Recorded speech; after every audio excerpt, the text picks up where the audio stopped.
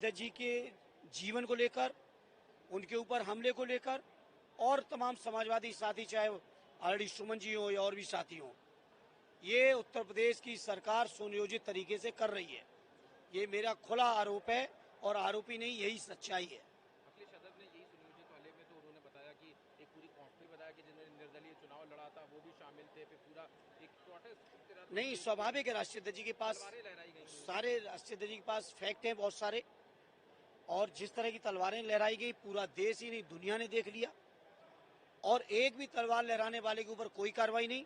कार्रवाई क्यों नहीं हो रही है? क्योंकि वो उत्तर प्रदेश की मुख्यमंत्री जी की बिरादरी के हैं। यही काम कोई दलित ने कर दिया होता, किसी पिछड़े ने कर दिया होता, किसी मुसलमान भाई ने कर दिया होता, किसी आदिवासी ने किया होता, तो शायद कोई धारा नहीं बचती जिस धारा में एफआईआर करके उसको जेल में डाल दिया जाता। लेकिन उत्तर प्रदेश के मुख्यमंत्री जी की बिरादरी के लोग हैं, उनको लाइसेंस मिला हुआ है, वो जो चाहे करें उत्तर प्रदेश के अंदर, कानून की जितनी धज्जियां उड़ानी उड़ाएं। अगर मुख्यमंत्री जी की बिरादरी के हैं और उनके समर्थक हैं तो कुछ भी कर सकते हैं। वो ये आलम उत्तर प्रदेश के अंदर कर दिया है। कानून का राज खत्म हो चुका है, अराजकता का माहौल है पूरे उत्तर प्रदेश के अंदर, और मैं समझता हूं इसके लिए जिम्मेदार उत्तर प्रदेश की सरकार है।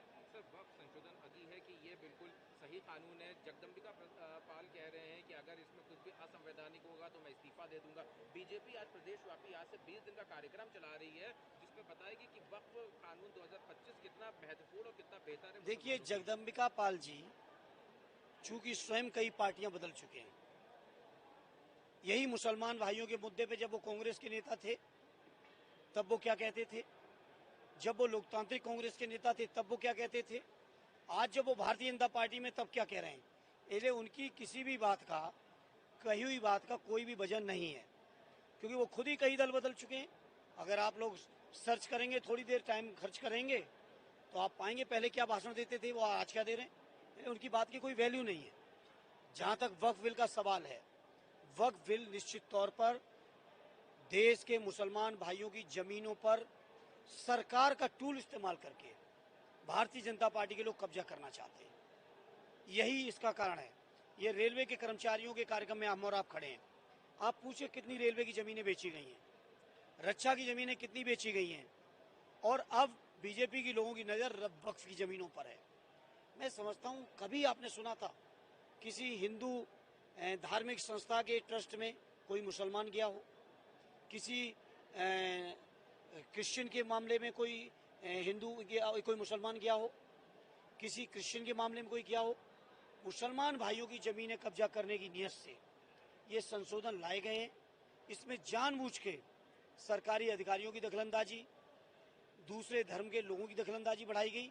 मैं समझता हूं किसी को दखलंदाजी करने का अधिकार नहीं मिलना चाहिए था, और मुझे आज भी यकीन है जब ये बिल संसद से पास हो चुका है, ठीक है संख्या के बल पे पास उन्होंने किया है, और जिन बैसाखियों ने पास कराया है उनके प्रांतों में लोग जवाब भी देंगे, लेकिन मुझे आज भी उम्मीद है कि माननीय सर्वोच्च न्यायालय में ये बिल निश्चित तौर पर कानूनी कारणों से, संवैधानिक कारणों से ये कानून रद्द होगा, ऐसा इस बात का मुझे यकीन है। सरकार का कहना है कि आप बदलाने का काम कर रहे हैं, पूरा विपक्ष एक हो चुका है। मुर्शिदाबाद में सरकार से कहिए कि अपने गरेबा में झांकें।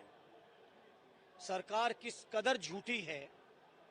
आदरणीय राष्ट्रीय अध्यक्ष जी को बदनाम करने के लिए क्या क्या षड्यंत्र हुए, मीडिया के ही एक, मैं समझता हूं बहादुर कहेंगे, एक बहादुर चैनल ने पर्दाफाश कर दिया सरकार का।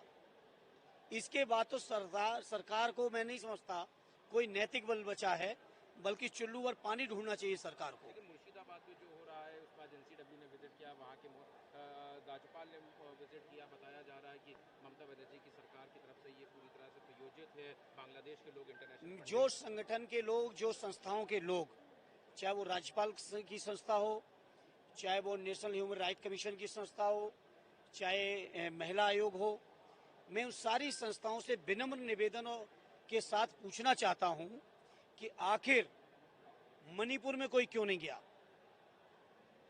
इस बात का जवाब कोई देगा। मणिपुर से जो तस्वीरें निकली, जो वीडियोस निकली, मैं समझता हूं देश का हर व्यक्ति, देखिए हम समाजवादी लोग नहीं कहते, ये सच है। हमारे राष्ट्रीय अध्यक्ष आदरणीय अखिलेश यादव जी के